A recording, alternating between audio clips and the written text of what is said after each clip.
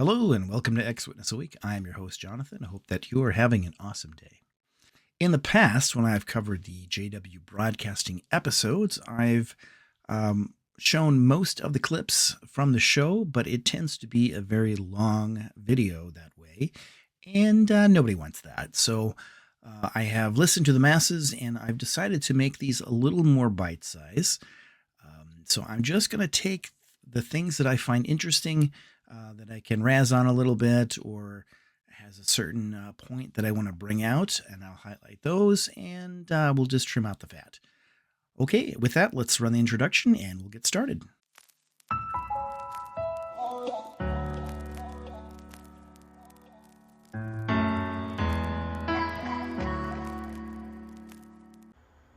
Don't sue me, bro. These episodes don't seem to have a theme per se, but they do cover a wide range of subjects, which are generally culty. Now, this episode for April is not quite as bad as we've had in the past few months. They've been pretty outrageous, but of course there's something that I can talk about. So we're going to start with an experience here from a brother who is named Sake for some reason. He talks about his service to Jehovah throughout the years. So let's begin by rolling that clip. Welcome, everybody, to JW Broadcasting. My co-host is Brother Isaac Murray, and his given name is Isaac, but we all call him Sake. Sake. I'm so glad to see you, Sake, because we've got a lot of work today. But first, you have quite an interesting background in the truth. Why don't you tell us something about it? Sake. Thank you. I'll be happy to do so. Now, hold on here. That's going to be pretty long, so I'm going to cut it down and just put the relevant bits in there to get to the end of his experiences. I was born in South Africa in a very small town called Blyvoorheidsig. My grandfather and great-grandfather on my mother's side came into the truth in the early 1920s. When I was about 10 years old, I read the book, What Has Religion Done for Mankind?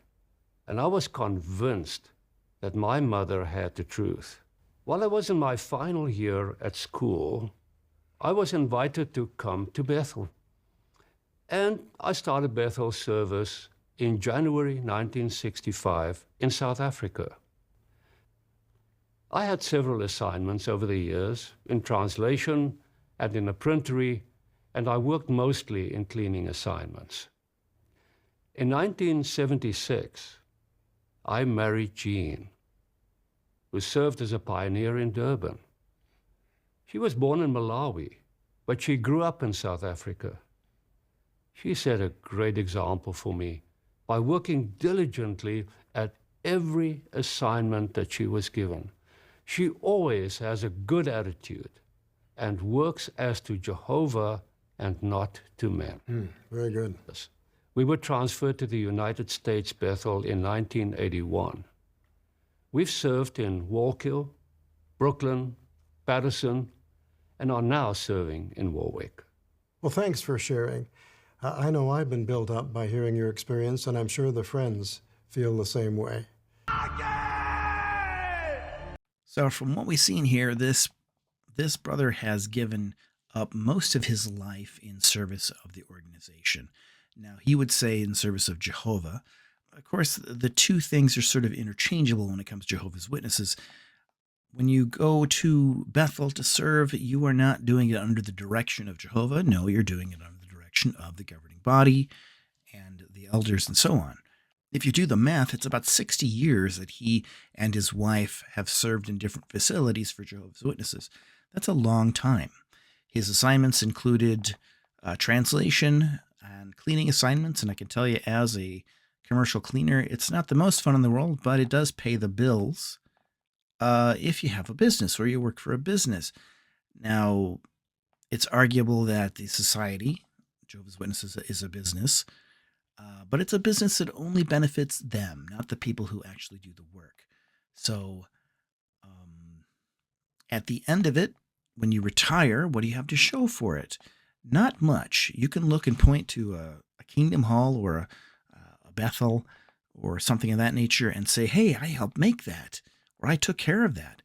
But as far as anything for your retirement, you have nothing to show for it. Now, this next part, we have David Splane talking about different people through time who have fought against Jehovah and are surely to lose.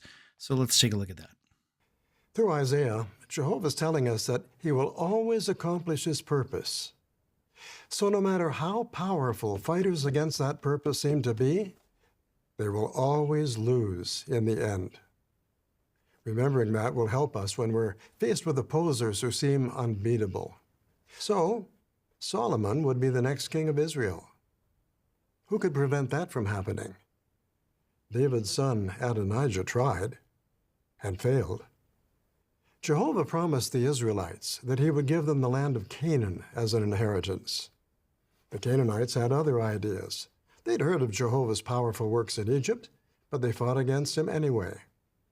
They learned at their cost, that fighters against God always lose. Asked to name some prominent fighters against God in Jesus' day. You might think of King Herod the Great, the Jewish high priest Caiaphas, and maybe the Roman governor Pontius Pilate. When Pilate lost his job, Caiaphas lost his protector, and soon he was removed as high priest. Thus, two fighters against God, Pilate and Caiaphas, were dispatched soon after they committed their greatest crime. Now, you notice here that these are all government authorities. You have kings, King Saul, King Herod, Adonijah, which was the high priest, and Pontius Pilate. These are all rulers. So we're talking about essentially governments. What he's saying here is that anyone, including governments, that fights against Jehovah, and by extension themselves, the governing body, they're going to lose, and they better watch out because, bad things are going to happen. These people ended up losing in their life eventually. Even in countries where there's a measure of religious freedom, fighters against God have tried to prevent us from carrying out our commission. You need a permit to go from house to house. You can't offer magazines on the street. You people are a dangerous sect. They've even enacted laws directed at stopping our work. Unless they change their ways, those lawmakers are going to be in big trouble. The word has gone out. As you go, preach. That great work will be accomplished with their support or in spite of them.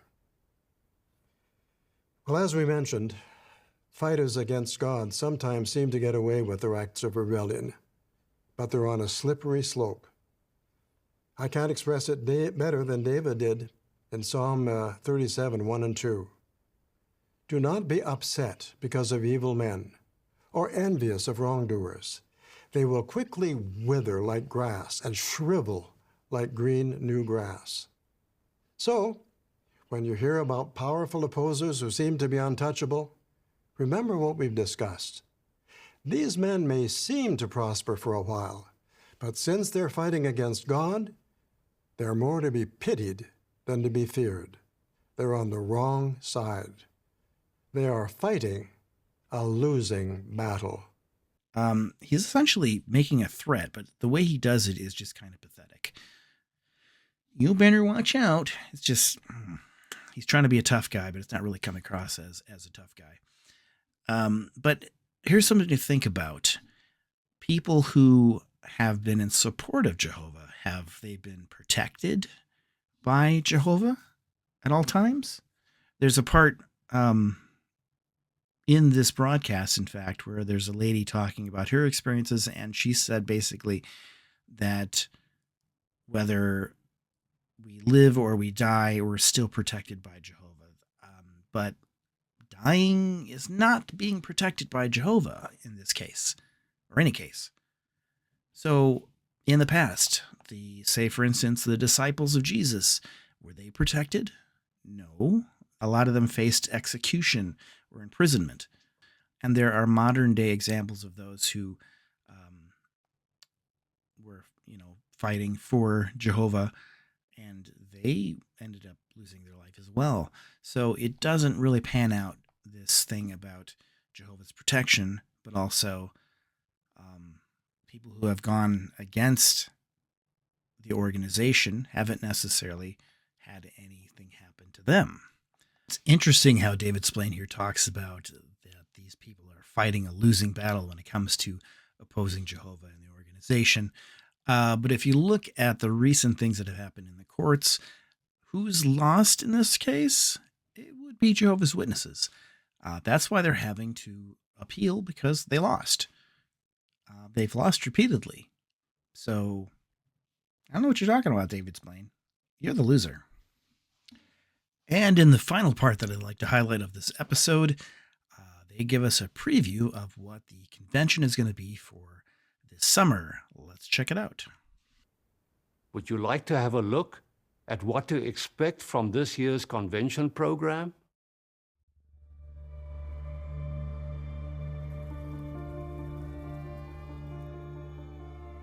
Good news is needed now more than ever. The good news we need is not of human origin. It originates with the giver of real hope, Jehovah God. And it centers on his Son, Jesus Christ. What is this good news? Can we trust it?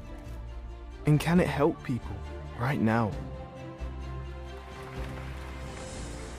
Sorry to burst your bubble, but you'll never see attendance like this ever again. This year's Declare the Good News Convention of Jehovah's Witnesses will bolster confidence in God and his Son. The good news of God's kingdom will help you to cope with life now and prepare you for eternal life in the future.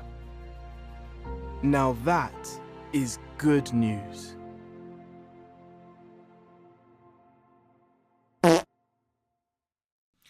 So, do you think that the kids have enough to indoctrinate them? Well, they're going to bring in something else for the kiddies. We have one more treat in store for you. We're happy to announce a new series for our young people called Learn from Jehovah's Friends. These short animated videos will teach those who are starting to read on their own about persons in the Bible who love Jehovah. Look for it on JW Broadcasting soon. Another series that talks about Bible characters and how they can learn, and it's just more indoctrination tools for the very young minds of Jehovah's Witness children. So yay for that. And that concludes the April broadcast for the Jehovah's Witnesses, JW Broadcasting. Fun, huh? So I want to thank you for watching. Please like, share, and subscribe if you haven't already. And ring the notification bell for notification of when my videos drop so that you can check them out. Thank you, everyone, for your support, and I will catch you later. Bye for now.